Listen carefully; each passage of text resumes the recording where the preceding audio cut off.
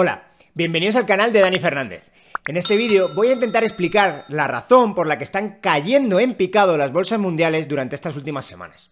Para ello voy a comentar brevemente el comunicado de la Fed cuando subió los tipos de interés hace unas semanas. Vamos a ver qué es eso de la política monetaria y fiscal y cómo afecta a la economía y también a las finanzas, que es lo que nos queremos explicar en este vídeo. También veremos cómo se determina el precio de una acción y qué factores económicos pueden impactar en el precio de esa acción. Esto lo voy a hacer desde un punto de vista económico, no financiero, es decir, no voy a analizar una empresa concreta ni cómo llegar a la valoración financiera de una empresa. Vamos a ver que la subida de tipos y la restricción de liquidez son factores cruciales en mercados financieros y, de la misma manera que pueden generar una recesión económica, están generando un crash bursátil ahora mismo en la práctica totalidad del mundo. La subida de tipos va a obligar a gastar menos a los gobiernos, incluso si no quieren hacerlo. Es eso, o al final, posibles quiebras, lo que lleva necesariamente a los gobiernos a que gasten menos. Eso conlleva una situación recesiva en la economía en el corto plazo y una mala salud financiera de cualquier empresa vinculada en negocios con el gobierno. Los tipos altos también hacen que se paralice o al menos se ralentice la operación de muchas empresas fuera del circuito del gobierno. Eso también tiene un efecto recesivo claro en la economía que rápidamente refleja en las finanzas y evidentemente las bolsas mundiales. En definitiva, tenemos un panorama económico muy complicado encima de la mesa y esto está generando también un panorama financiero muy complicado encima de la mesa. Y bueno, el vídeo que os dejo es una intervención que hice en el programa de Radio Libertópolis. Espero que lo disfrutéis. Allá va. Cuando subieron tipos ayer la Fed, pasó algo muy interesante porque ya el mensaje en el que subieron los tipos fue muy diferente. Ya estaban diciendo, bueno, sí, hay factores, se estaban diciendo lo de siempre, ¿no? Hay factores de oferta, son complicados y todo eso, pero se mezclan con los factores de demanda. Ellos evidentemente no dicen muy explícitamente los factores monetarios, pero cuando hablamos de factores de demanda, los banqueros centrales tienen en cuenta dos cosas. Lo que ellos llaman la política monetaria y la política fiscal, que son los factores que, según ellos, alimentan la demanda del mercado.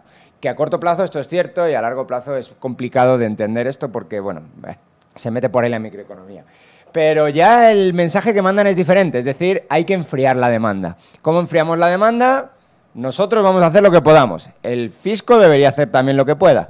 Pero si no lo hace, lo vamos a hacer nosotros, en cualquier caso. Es decir, se están señalizando ya algo bastante interesante. Y es, se acabó la fiesta. Y el se acabó la fiesta, los mercados se lo toman, evidentemente, muy mal.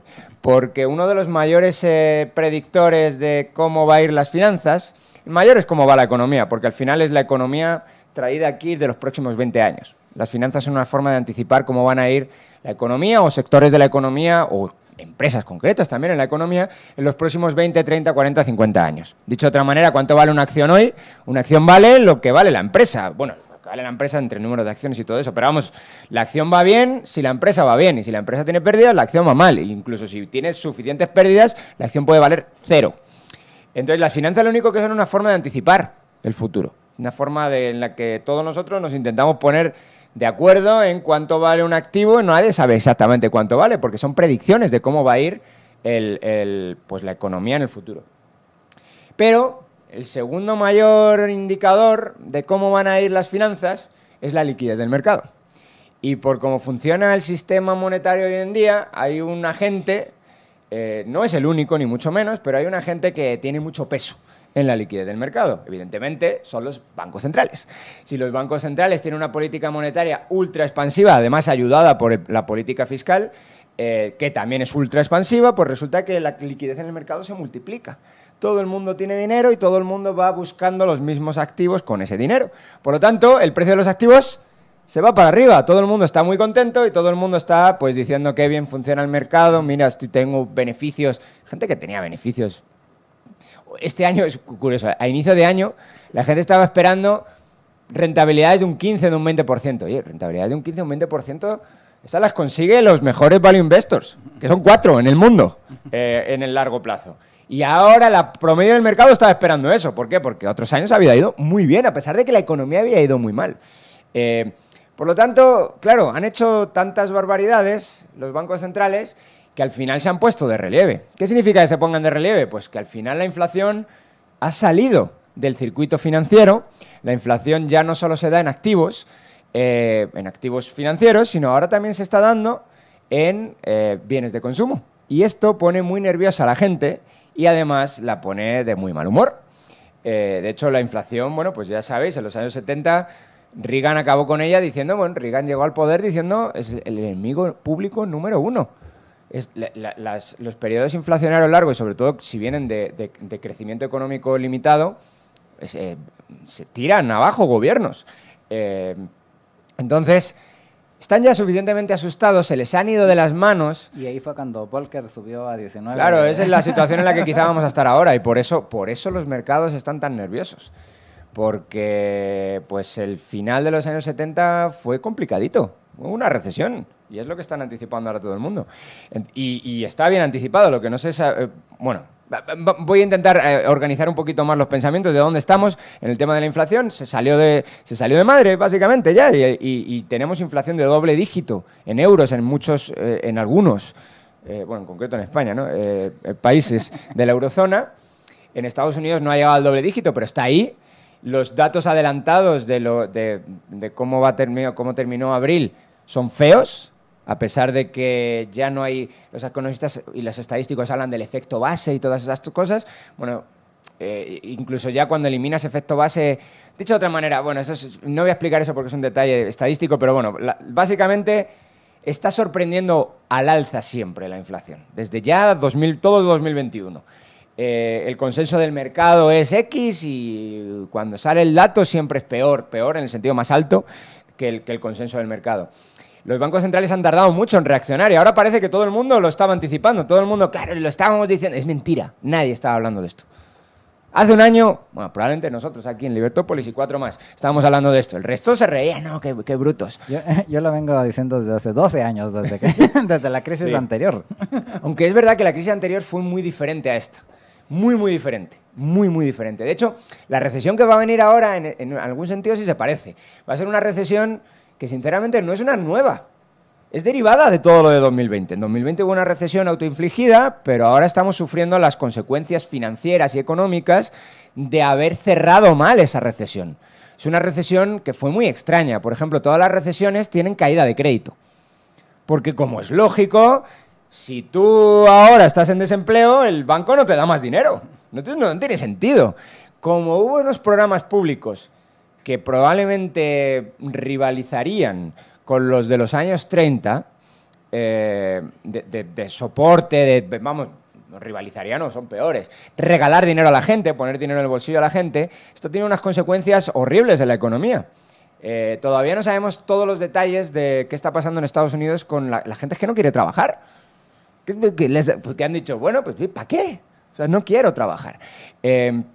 Hay varias hipótesis encima de la mesa, pero desde luego una muy importante es que te han puesto un montón de dinero en el bolsillo. Ya no hay grandes cheques, como hace un año, pero el gasto del gobierno sigue estando aproximadamente, lo digo ahora un poco de memoria, me faltan los datos de los últimos 2-3 meses, pero sigue estando un 20% arriba de la situación prepandemia. El gasto del gobierno en transferencias directas, en regalo de dinero a sus ciudadanos.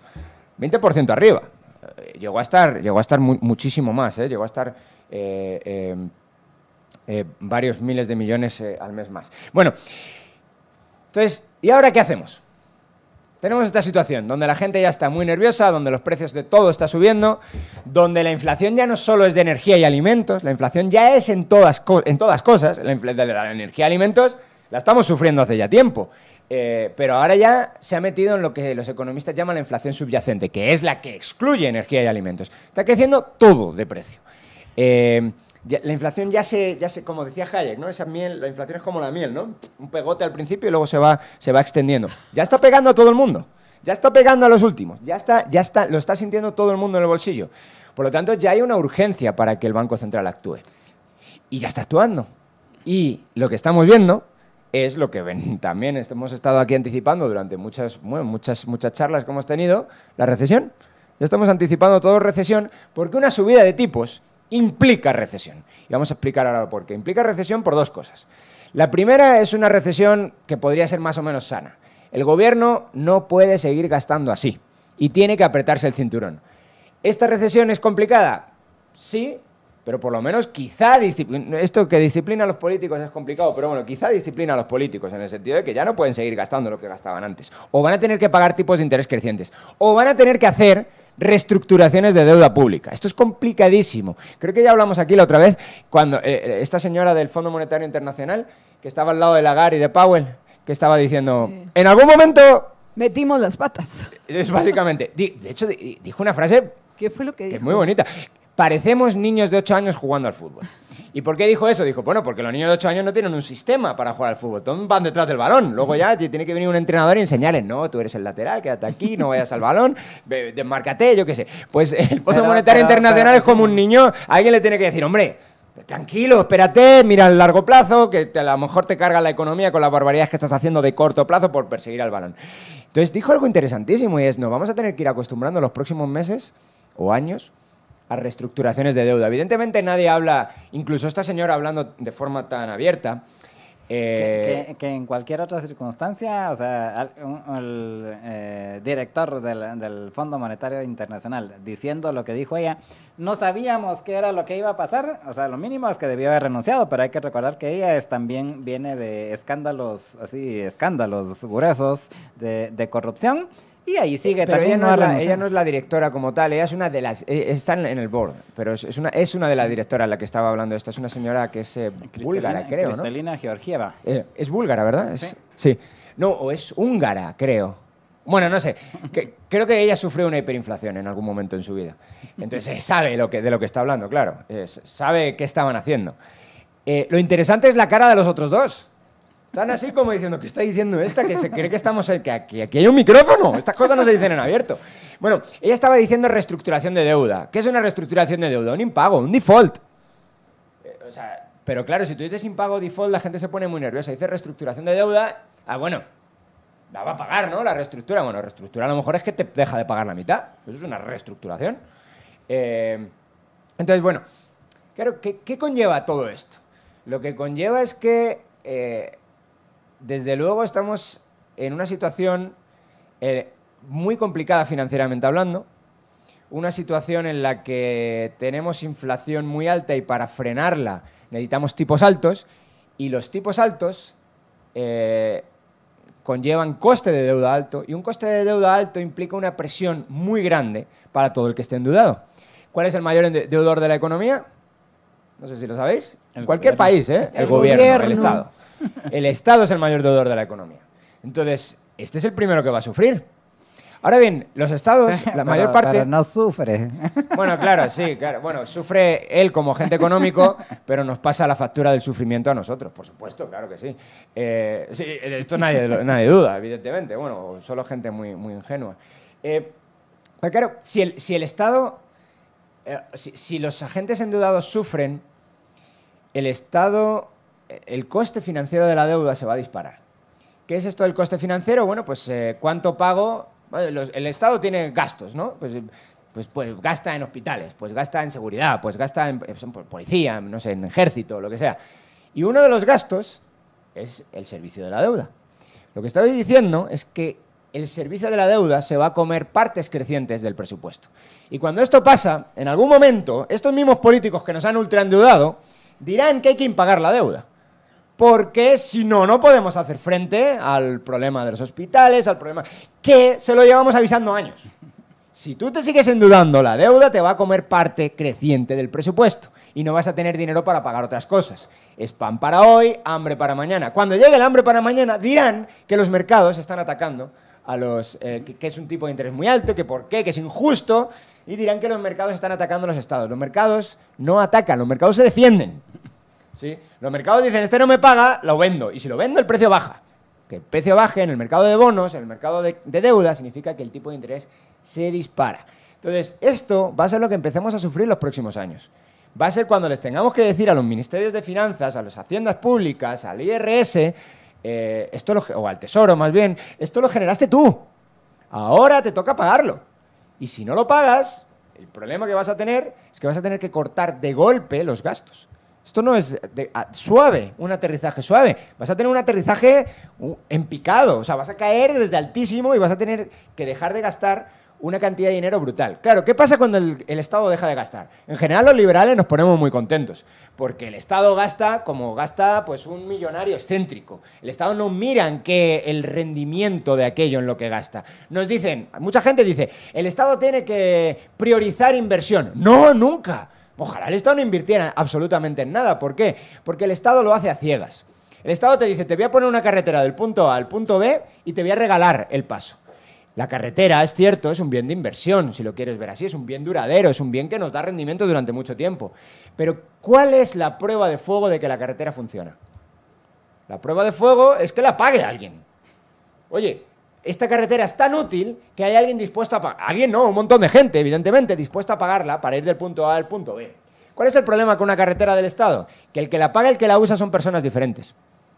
Y si tú no la pagas, te llega un tipo con una policía detrás y te mete en la cárcel. Hay que pagar la carretera aunque no la uses.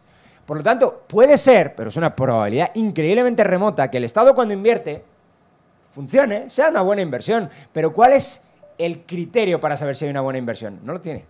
El criterio son los precios de mercado. Una carretera privada sí tiene un criterio de mercado. La carretera privada puede quebrar. Ya estarán muy preocupados los dueños de la carretera privada, bueno, digo carretera como cualquier otro bien de inversión, de dar un buen servicio al que la está utilizando, de ser útil, de que entre el punto A y el punto B haya suficiente número de gente que quiera desplazarse. El Estado no. El Estado te hace la carretera, te dice esto es un bien de inversión, disfrútalo. Ya, pero yo no uso esa carretera. ¿Qué voy a disfrutar? No, pero la usa otro. Bueno, pues si la usa otro, que la pague otro. No, ¿por qué la tengo que pagar yo? Bueno, pues, claro. Porque sos insensible. Sí, insolidario, ¿no? Sí, insensible, insolidario, malvado capitalista, lo que te da la gana, pero yo soy un malvado capitalista, pero a mí me llega con un policía en la puerta y me apuntan y me dicen que pague. Y si no pago, a la cárcel. Entonces, claro, ¿por qué hablamos de esto? Porque al final lo que va a ocurrir es que todas estas inversiones y gastos del Estado, por A o por B, es decir, porque pongan en vereda los gastos públicos, porque ya no se puede gastar, porque el tipo de la deuda va a seguir creciendo, o por eso, o porque te van a hacer una reestructuración de pagos, y cuando te hacen una reestructuración de pagos, automáticamente el mercado de deuda cierra. O sea, cierra para el país, pues tú impagas, evidentemente, pues ya tienes que cuadrar mañana los ingresos y los gastos, porque no puedes gastar un dinero que no tienes, porque nadie te lo va a prestar porque acabas de impagar. Por lo tanto, eso tiene un efecto ya recesivo de corto plazo en la economía. ¿Por qué? Pues porque, pues yo qué sé, pues si tú eres la que estás construyendo carreteras para el Estado y ahora te cierran el grifo, pues ya tú tienes un problema. Pero no solo tú tienes un problema, tú le haces compras a Jorge. O a cualquier otra persona en la economía. Esto es lo que se llama, los keynesianos llaman el efecto multiplicador, los austriacos llaman efecto ingreso o renta o demanda derivada. Entonces, claro, en el momento que yo corta un circuito de gasto completo y toda esa gente que está en ese circuito de gasto va a sufrir mucho. Eso tiene un efecto recesivo en la economía. No es un efecto negativo a largo plazo, todo lo contrario, es un efecto positivo a largo plazo. Pero todo esto tiene un impacto, por si esto no fuera suficientemente feo, tiene otro impacto mucho más, o al menos igual de complicado, que es el de las empresas ultraendeudadas. Llevamos con tipos de interés cero o cercanos a cero durante ya década y media. Y hay una generación y media de financieros, de gente en finanzas que no sabe lo que es el coste de la deuda o que piensa, bueno, ¿cuánto es? Un 1%, no pasa nada, opera con margen. Vamos a ver ahora lo del margen y por qué se está cayendo de la bolsa. Entonces, las generaciones en finanzas son muy cortas y tienen muy poca memoria. Ya nadie sabe un tipo de interés de la FED de un 4%. Nadie sabe lo que es operar con eso. Nadie, ni se acuerdan. Eso es prehistoria en finanzas. Claro, ¿qué ha pasado? Que esto ha incentivado un endeudamiento del sector privado bastante fuerte en casi cualquier parte del mundo, especialmente del endeudamiento empresarial. El endeudamiento de familias no ha sido tan fuerte, básicamente porque las familias son personas físicas y las personas físicas no se pueden deshacer de su deuda.